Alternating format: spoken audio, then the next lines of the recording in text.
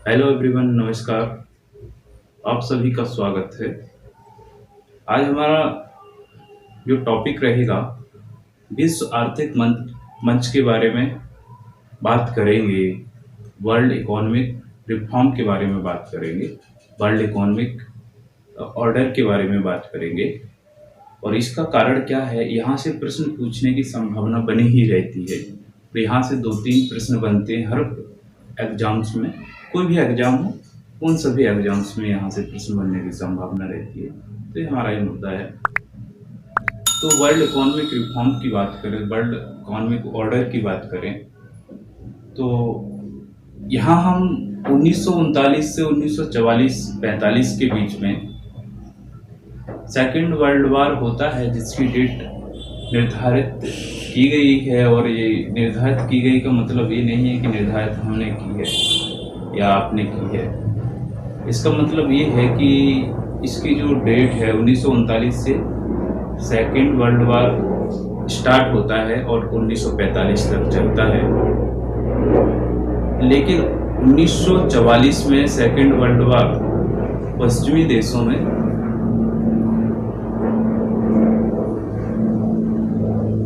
शांति के कगार पे आ जाता है। बोले तो रुक जाता है, ब्राम की कंडीशन में आ जाता है। तो 1944 में ब्रिटेन वुड्स से ट्रीटी होती है। और ब्रिटेन वुड्स ट्रीटी होती है, उसका कारण ये होता है कि सेकेंड वर्ल्ड वार में जितने भी देशों के साथ इकोनॉमिक क्षति हुई है, आर्थिक क्षति हुई है, इस आर्थिक क्षति को पूरा करने के लिए कुछ उपाय किया जाए। तो इसी ब्रिटेन वुड्स जो संधि होती है यानी ट्रीटी होती है, तो इसमें तीन संस्थाएं बनाने की योजना बनाई जाती है। पहली जो संस्था रहती है, पहली, दूसरी, तीसरी, इस प्रकार से किसी को भी बोल सकते हैं पहले तौर पे, जैसे IMF एंड WB। IMF और WB को एक ही दिन दिसंबर 1945 में स्थापित किया जाता है। और एक और संस्था रहती है ITO। ITO को किसी भी वजह से स्थापित नहीं कर पाते हैं लोगों की बात नहीं यहाँ कहेंगे। ITO स्थापित ही नहीं हो पाती है, जबकि WB और IMF स्थापित हो जाते हैं। IMF बोले तो international money fund and WB बोले तो वर्ल्ड बैंक। दिसंबर 1945 में वर्ल्ड बैंक और IMF की स्थापना हो जाती है। IMF की स्थापना का मूल उद्देश्य रहता है इकोनॉमिक रिफॉर्म के लिए, आर्थिक सुधार के लिए, जबकि विश्व बैंक की स्थापना का उद्देश्य होता है इकोनॉमिक डेवलपमेंट के लिए, यानी आर्थिक विकास के लिए। ठीक है। अब बात करें ITO की, तो ITO के बाद ITO से ही गेट का निर्माण होता है, GATT। गेट का निर्माण होता है 1948 में। GATT यानी गेट का निर्माण होता है 1948 में। लेकिन IMF से दो शाखाएं बनती हैं 1961 में। OECD 1961 में, ध्यान देना यहाँ पे, IMF से दो शाखाएं बनती हैं। OECD यानी organisation economic cooperative and development. यह संस्था जो रहती है, इसकी स्थापना 1961 में होती है। इस संस्था का उद्देश्य होता है जितने भी विकसित देश हैं, डेवलपमेंट कंट्रीज हैं, उन सभी का एक लीडर के रूप में रहना और उन सभी का पक्ष रखना, चाहे आर्थिक विकास हो, चाहे और प्रकार के मुद्दे हों। तो आर्थिक विकास के लिए, इनके आर्थिक विकास के लिए IMF में एक संस्था का आती है OECD। ठीक है। और OECD आती है, इसकी स्थापना होती है 1961 में। OECD organisation economic cooperative and development 1961 में। इसका जो उद्देश्य होता है विकसित देशों के लिए, डेवलपमेंट कंट्री के विकास के लिए।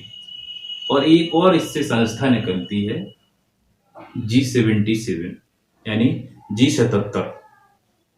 G77 की स्थापना होती है 1964 में।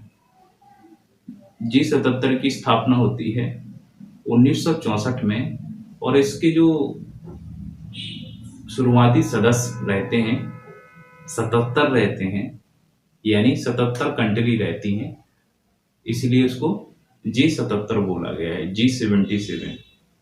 इसकी स्थापना 1964 में होती है, और इसका उद्देश्य रहता है जितने भी अल्प विकसित देश हैं उनकी आर्थिक सहायता के लिए। तो IMF से दो संस्थाएं निकली, एक OECD और दूसरी निकली आपकी G77। G77 का जो इस संस्थापक सदस्य रहता है वो भारत रहता है। ये विश्वास नहीं करेंगे आप, भारत रहता है। अल्प विकसित देशों में जो प्रमुख रूप से G77 का प्रमुख है वो भारत है।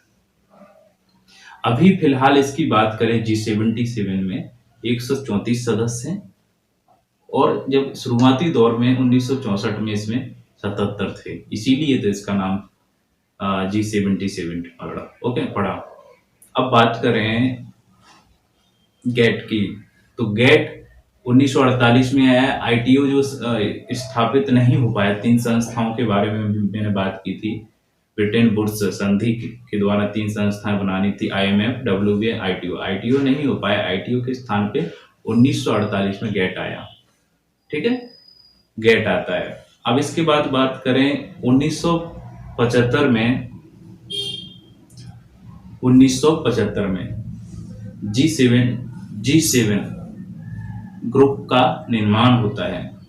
G7 जिसका प्रमुख USA रहता है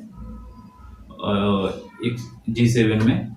और G7 की बात करें तो अभी G7 में 46 कंट्री हैं, 46 कंट्री हैं G7 में। जैसे मैं बताऊं इसमें कौन कौन है। नहीं, इसमें G7 में नहीं है। G7 में जो इसका प्रमुख रहता है, कौन रहता है? USA रहता है। और G7 की स्थापना होती है कब? 1975 में। अब चले जाते हैं धीरे धीरे। अब 1997 में, 1997 से पहले बात कर लेते हैं हम 1995 की। तो 1995 WTO की स्थापना हो जाती है, वर्ल्ड ट्रेड ऑर्गेनाइजेशन की। गेट के तहत, जो हमने बताया था कि गेट की स्थापना 1948 में होती है, इसी के तहत WTO की स्थापना हो जाती है 1995 में। अब 1997 में क्राइसिस आ जाता है,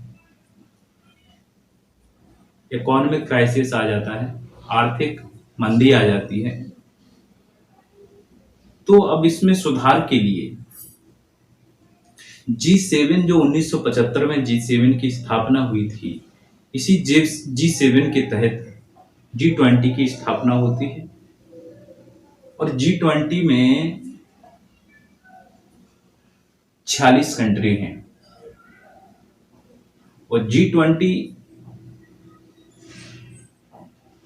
सबसे विकसित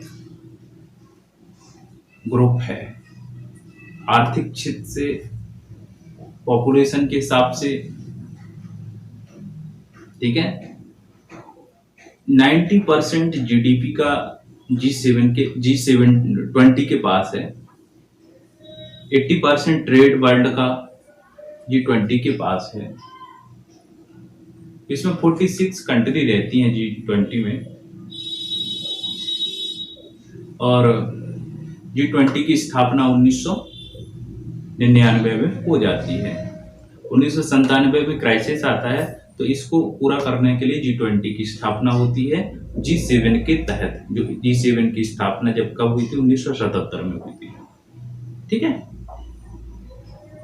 अब बात यहाँ G20 हो गया, G7 हो गया, वर्ल्ड बैंक हो गया, IMF हो गया, भारत इन सभी में भारत लीड करता है G77 का, और G20 का लीड करता है कौन? G7 का लीड करता है USA। G20 में भारत G20 में भारत शामिल है। हाँ, तो G20 की बात करें तो G20 का अभी जो सम्मेलन होना है वो भारत में 2022 में होना है। तो इसलिए G20 बहुत ही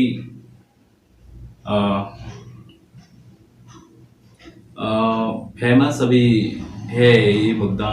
और G20 की बात करें तो G20 का 2022 में सम्मेलन होना है भारत में, नई दिल्ली में प्रस्तावित है।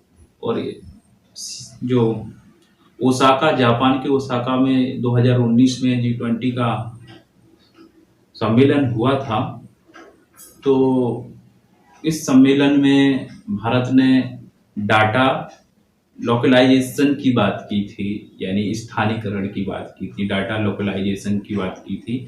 और इसी डाटा लोकलाइजेशन के तहत ही भारत ने डाटा प्रोटेक्शन एक्ट बिल की बात कही है, और इसका पूरी दुनिया में विरोध किया जा रहा है। भारत ने जो बात बोली है, डाटा लोकलाइजेशन का मतलब क्या है, डाटा प्रोटेक्शन का मतलब क्या है, कि जो हमारी प्राइवेसी है, जो हमारा डाटा है, जैसे व्हाट्सएप हम यूज करते हैं, तो व्हाट्सएप यूज करते हैं, फेसबुक यूज करते हैं, तो कुछ हम ऐसे हमारी जो प्राइवेसी रहती है, जो हमारी सीक्रेट बातें हैं, अब वो शेयर क्यों?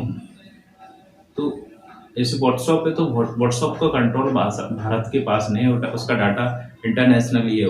यदि आप किसी भी प्रकार की ऐसी अपनी प्राइवेसी वाली बात करते हैं, तो क्या होता है कि उसका लोकलाइजेशन नहीं हो पाता है भारत में, उसका सेविंग नहीं हो पाता, सेव नहीं होता, सुरक्षित नहीं रह पाता भारत में। तो उसमें ये डर बना रहता है कि किसी की प्राइवेसी का सवाल है, और विदेशों में जाकर के उसकी प्राइवेसी के साथ हो सकता है खिलवाड़ हो जाए, और किसी की प्राइवेसी के साथ ऐसी मतलब किसी की भी प्राइवेसी ओपन हो जाए तो अच्छी बात नहीं है ना। तो भारत ने मुद्दा उठाया था, जापान ओसाका सम्मेलन हुआ था G20 में, तो उसमें एक बोला था कि डाटा का लोकलाइजेशन होना चाहिए, यानी भारत का जो डाटा है भारत में सेव होना चाहिए, अदर कंट्री में नहीं जाना चाहिए। इसीलिए डाटा प्रोटेक्शन एक्ट बिल आया है, और इसके बारे में बोला गया है। तो ये G20 की 2022 में अभी दिल्ली में क्या होगा, सम्मेलन होगा। अब इसके बाद बात करें भारत के कुछ IMF और WB में भारत के पक्ष में उतना महत्व नहीं दिया जाता है। जैसे IMF में भारत के लिए स्थान है जो वो 8वां स्थान दिया गया है, और WB में 7वां स्थान दिया गया है। शेयर की बात करें तो 2.91% की लगभग WB में शेयर है, वो IMF में शेयर है, और WB में शेयर की बात करें तो 2.76 है। तो भारत के साथ एक प्रकार से दोहराव वाली बात हो रही है। तो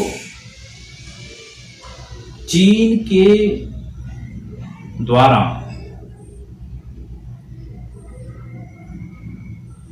न्यू डेवलपमेंट बैंक यानी NBD,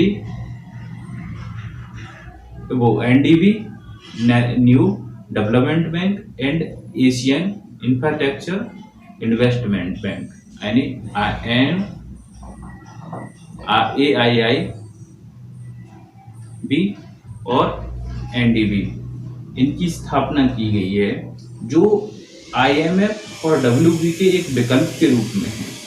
भारत को वहाँ से शेयर दिया गया है, डब्ल्यूबी से, आईएमएफ से, जो कि अच्छा नहीं है, स्थान भी अच्छा नहीं दिया गया भारत को, उसकी कंडीशन के हिसाब से स्थान नहीं दिया गया। जैसे आईएमएफ की बात करें तो आईएमएफ में 8वां स्थान है और डब्ल्यूबी में 7वां स्थान है। शेयर वोटिंग शेयर की बात करें तो आईएमएफ में 2.91% है, जबकि डब्ल्यूबी में 2.76% है वोटिंग शेयर भारत का। ठीक है, तो इसी के विकल्प के रूप में चीन के नेतृत्व में NDB, national new development bank and Asian infrastructure investment bank, 2 बैंकों की स्थापना की गई है।